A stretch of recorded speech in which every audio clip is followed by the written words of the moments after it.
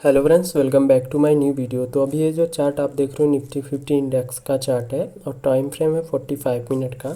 तो मार्केट ने आज तो जो ओपनिंग किया था कहीं ना कहीं मार्केट के रेंज के आसपास ओपनिंग किया, तो वहाँ से मार्केट ने सीधा नीचे की साइड आया और अपने आज के हाई और लो को मार्केट ब्रेक नहीं कर पाया, यहाँ पे सस्टेन किया है।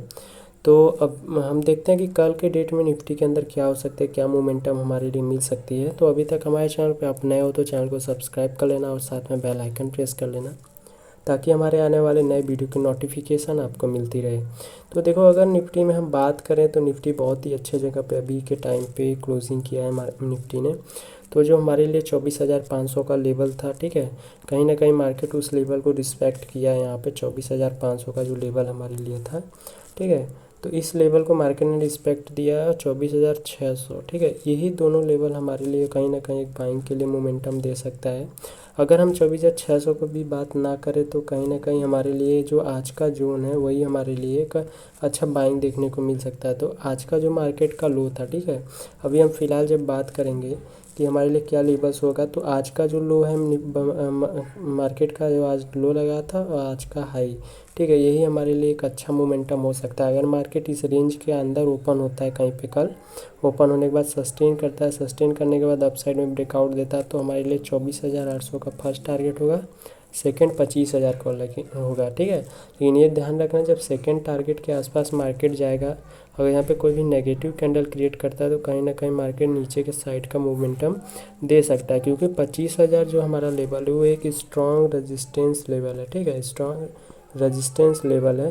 तो कहीं ना कहीं अगर मार्केट इस लेवल पे जाता है, यहाँ पे जाने के बाद अगर सस्टेन नहीं करता, कोई कैंडल क्रिएट करता है नेगेटिव, तो हम कहीं ना कहीं 25,000 से गिर के फिर 24,800 और वहाँ से 24,600 के लेवल पे आ सकते हैं। ये ध्यान में रखना, अगर मार्केट ब्रेक सस्टेन करके ओपन होता है इसी जोन के अंदर में, ठीक है, जो आज का लो और आज का हाई है, इस जोन के बीच में ओपन होकर सस्टेन करके ब्रेक करता है अप साइड में, तो फर्स्ट 24,800 होगा, सेकंड 25,000, ठीक है। बट ये ध्यान रखना है 25,000 पे सेलिंग आ सकती है, रेजिस्टेंस लेवल है। अगर मार्केट क्या करता है, यहाँ से सस्टेन के बाद नीचे की साइड ब्रेक करता है तो 24,400 हमारा फर्स्ट टारगेट होगा, सेकंड 24,300 होगा। बट ये ध्यान रखना कि 24,300 का जो लेवल है ये भी एक स्ट्रॉन्ग सपोर्ट का काम करेगा। तो मार्केट, अगर मार्केट स्ट्रॉन्ग सपोर्ट के आसपास आता है तो कहीं ना कहीं मार्केट यहाँ से अपसाइड का मोमेंटम दे सकता है, ठीक है। तो अगर मार्केट सस्टेन करके आता है 24,400, यहाँ पे सस्टेन करके फिर 24,200 पे और कोई कैंडल क्रिएट करता है जैसे बुलिश कैंडल, तो यहाँ पे मार्केट फिर अपसाइड मोमेंटम दे सकता है, जहाँ पे 24,400 और 24,600 के लेवल को हम अचीव कर पाएंगे, ठीक है। ये तो हो गया कि अगर मार्केट निफ्टी रेंज के अंदर ओपनिंग करता है तब के लिए। अगर मान लेते हैं निफ्टी गैप अप ओपन हो जाता है तो उसके लिए हमें क्या लेवल्स मिल सकते हैं।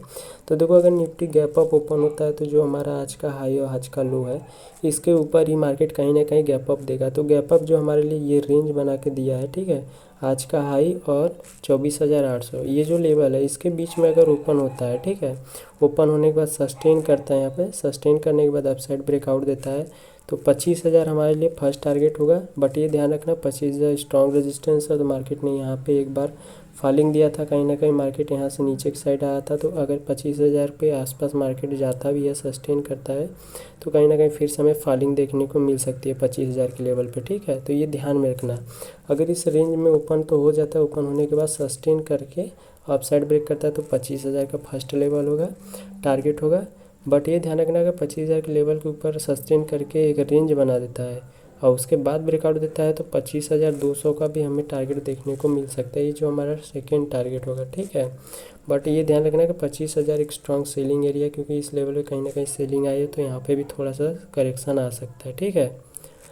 अगर मान लेते हैं यहाँ पे क्या होता है कि गैप अप खुलने के बाद नीचे की साइड ब्रेक करता है, तो हमारे लिए क्या हो सकता है, तो नीचे की साइड करेगा तो 24,500 का जो लेवल है हमारे लिए एक स्ट्रॉन्ग सपोर्ट की तरह काम करेगा निफ्टी के अंदर। तो कहीं ना कहीं मार्केट अगर इस लेवल पे आता है तो जो सस्टेन करने के बाद 24,500 पे, तो कहीं ना कहीं यहाँ से कुछ बाइंग हमें देखने को मिल सकती है। बट इसको डायरेक्टली ब्रेक करता है तो 24,200 का लेवल हम जो देख रहे हैं यहाँ पे सपोर्ट की तरह मार्केट काम कर रहा है, तो 24,200 पे भी मार्केट आ सकता है, ठीक है। बट एक बात ध्यान में रखना कि मार्केट ने अभी full time all time trend line को ब्रेक किया था, मार्केट ट्रेंड लाइन को रिस्पेक्ट किया, फिर से ट्रेंड लाइन के सपोर्ट पे आ रहा है 24,200 के लेवल पे।